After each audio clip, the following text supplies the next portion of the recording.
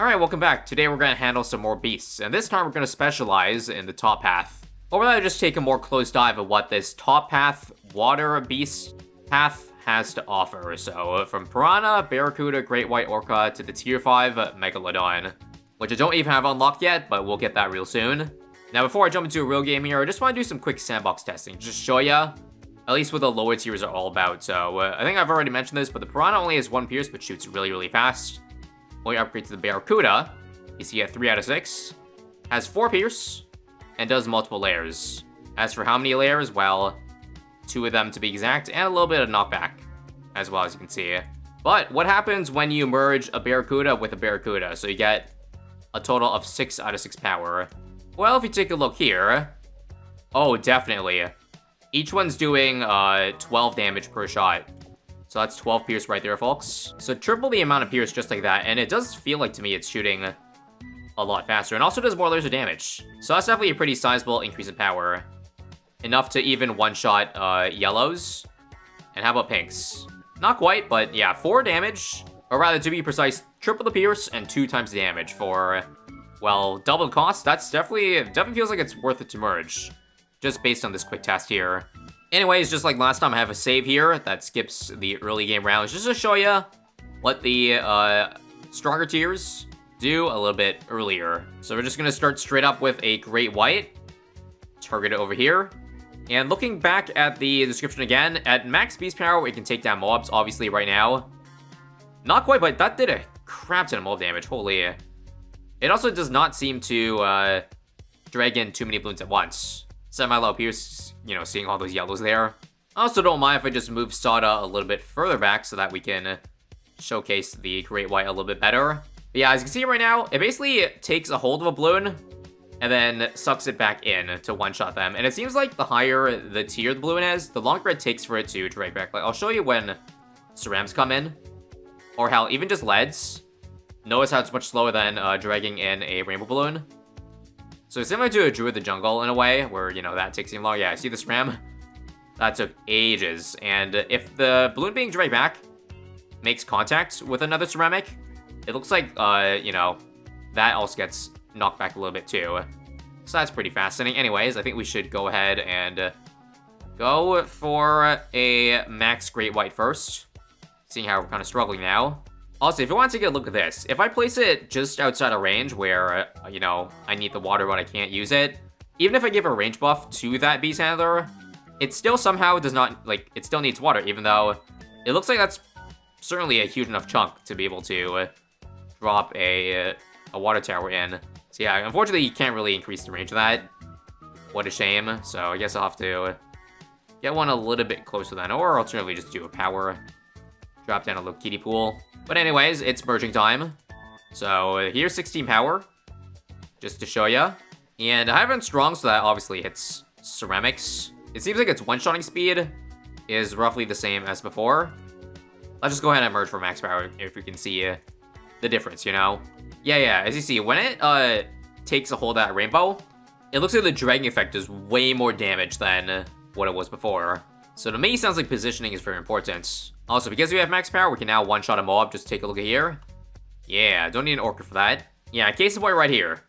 It just took a hold of the ceramic, and then it's literally knocking everything back. And one-shotting the ceramics in the process. Pretty crazy. Now, as I mentioned in the first video, you can't Chinook the beast handlers at all. I would assume the reason for that is because if you Chinook a water beast out of the water, then, I don't know, that kind of cheeses it or breaks it. But that doesn't work for even non-water beast handlers too, so not sure what's up with that, but we're gonna do some testing in the meantime. Can I overclock? Based on what I've seen so far, the answer is a no. I can overclock the beast itself, but I don't think it's kind of hard to tell if it's doing any more damage. Anyways, maybe it's easier to see on a single target, so let's take a look. Holy crap. Did you see that? I'm gonna overclock, by the way. It looks like the one-shotting speed is the same, but that's pretty cracked. I mean, I did spend like 15k on this guy, but I kind of did not expect it to just destroy BFB that quickly, like the top BFB layer. And now I want to see if the Great White is good against 63 at all. So let's see, max beast. Still keep it on strong. It seems to be leaking a good amount here. What if I left it in the first? Or I think we'll need Orca here. Yeah, I'll need Orca. Let's see if it can save us real quick. Come on. So close. Okay, Overclock can actually do enough Pierce to take down the rest. That's nice. Yeah, basically the Orca is just a stronger version of the Great White. Can, you know, suck in mobs at a faster rate. And yeah, even for Zebras here, I think it's sucking in faster. Cerams here should be interesting to see. Yeah, that's definitely way faster than the Great White. But as you can see, attack speed is a bit of a problem, because there's a bit of time between it, you know, one-shotting that thing, going back, like, dipping back into the pool, and then coming back up. And if I recall correctly, yeah, you don't really need any merges at all for the Orca to suck in a BFB. But let's just go ahead and get it to max. So I just need 2 more after this. Oh, sorry, it's just 1 more, because each one has 16, of course, so that adds up. You need 3 other ones. Now, just for science reason, I'm testing another Beast Handler Tower, and it looks like the beasts, the animals, they don't have any footprint, because I put the Orca right here, but I bought another Barracuda, and I can put it right on top of it, so that's good. As long as you have at least 1 plot of water, you can activate the beast. Now, obviously, you don't want just a tiny plot of water, because then your range of it's pretty limited. But yeah, one other thing I wanted to test was, because this is a one-shot, could I do the rubber to gold one-shot strategy? If you didn't know, if you use this plus Power Lord, you get 3 times the money from the BFBs. I wonder if you can kind of tell. So that was $200, but how about this BFB? I think that was 1,000 or so. Just take one close look again. Yeah, about 1,000. And if you look at that, we have the XP for the Megalodon now. So should we get it? Why not? So a truly colossal shark with a taste for balloon requires 3 additional Orca handlers to control, which we do. We have exactly that, and let's unlock it, and here's the Sprite if you want to take a quick sneak peek of it. We can actually buy it right now, but I'm going to hold off until this thing dies a little bit, or struggles a little bit more. And let's see if we can see here with the BFB. Do we make $1,000 from that one when there is no rubber gold on it? From what I see, no. That was not $1,000. Now, just to confirm, let me do the Pirate Lord plus this trick. I got 1.2k.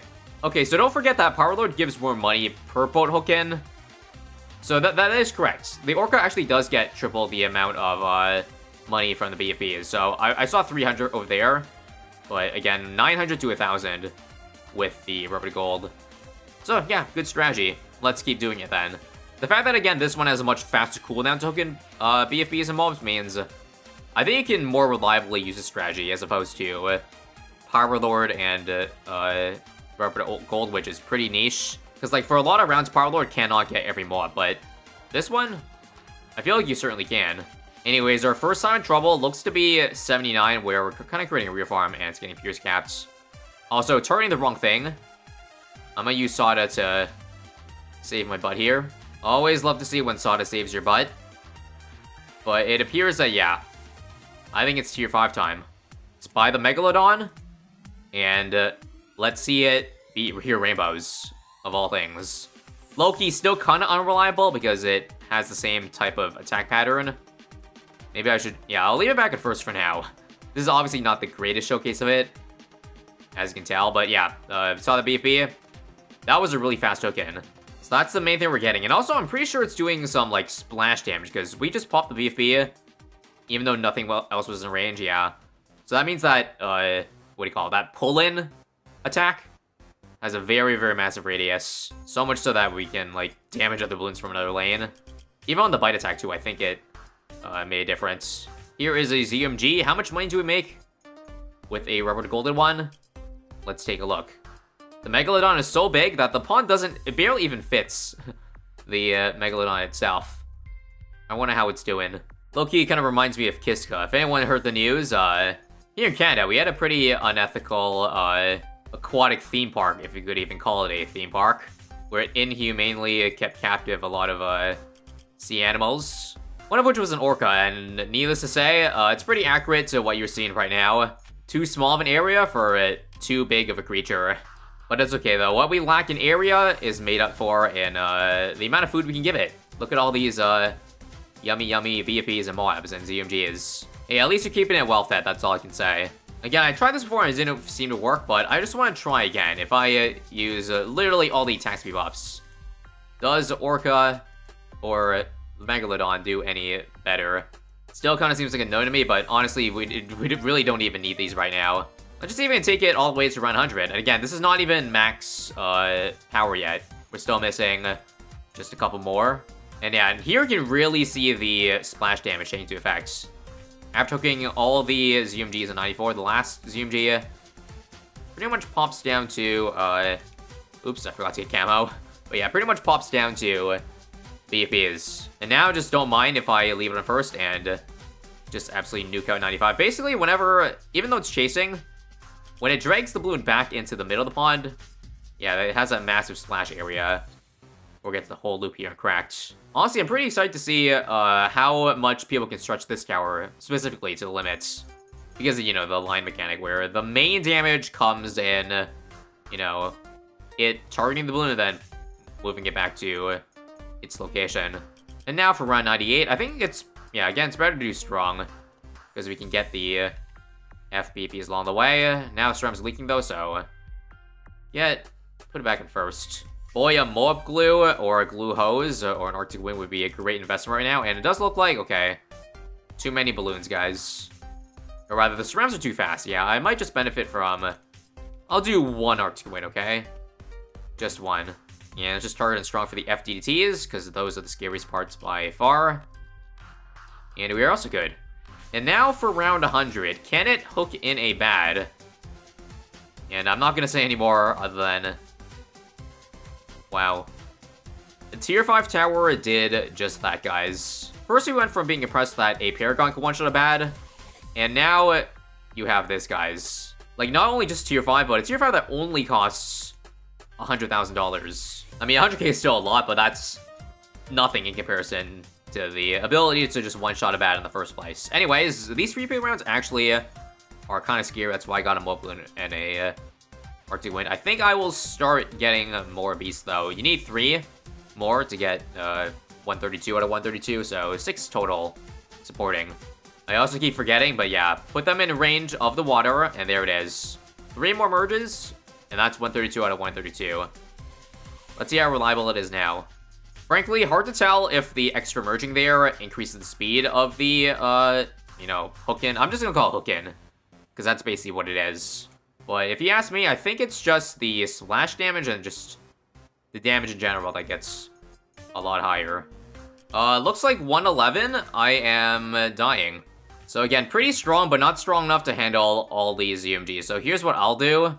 Because again, the tier 4 beasts also hook in ZMGs, I should go ahead and get another Orca. And then try to max that one out too.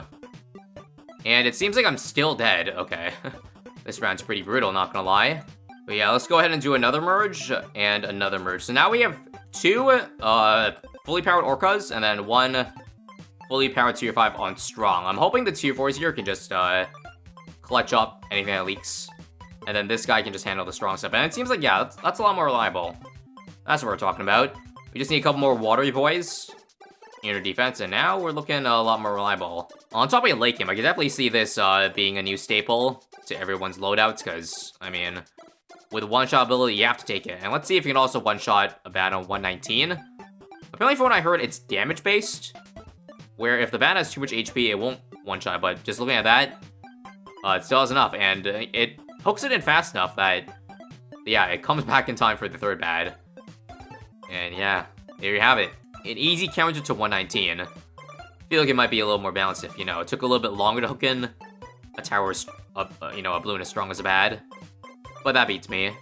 Okay, I think we see enough there, so now it's time to jump back into Sandbox here to test the Megalodon in Sandbox. First off, just to test the HP-based theory, can it one-shot an F-Bad? Yes, it can. How about the F-Bad on round 140? Does that work? Yes, it does. But as you see, it's a lot slower, so it has something to do with the HP, that's for sure. Yeah, it took like, what, 30 seconds fast-forwarded? We shall keep testing by doing higher rounds of bads. 160, it does not. But you see, look at that DPS. That's crazy. That's like 30,000 DPS. Oh my god. So even if it doesn't one-shot the bad, it still does, you know, crazy damage. And what if we just stack them all on top of each other? Do they all do equal damage, or is it only one of them? I think they're all getting damage at once. That's crazy. Yeah, they're all getting popped, totally. Okay, now after seeing that, let's get up to 132 and see if that passes the threshold to one-shot a bat. It should. Or, wow, it doesn't? That's pretty crazy to me. It still should do more damage, though, right? Yeah, that does pop it a little bit earlier, but that doesn't increase the bad eating threshold. Surprisingly. Not even a max buff mad, or whatever tower can do this much to around 200 FBAD. So much so that, yeah, does like 70% of the damage to it. And yeah, it loves eating bats so much that it just still keeps clinging onto it, even though it's well out of range of the Beast Handler itself. Pretty crazy stuff, but can it handle 999 fortified ceramics? These are much, much more dangerous than bats, as you can see by the fact that the Megalodon is struggling to it. Proof that Ninja Kiwi should add more fortified ceramics to late game. Because yeah, I think at this point bats are too easy to beat. Anyways, I think that's gonna be it. That is the showcase of the top path Beast Handler, and again, my only thoughts are, what is this game? And am I even playing BT6 anymore? Stay tuned for showcases of the middle and bottom paths, and have a nice day. See you next time.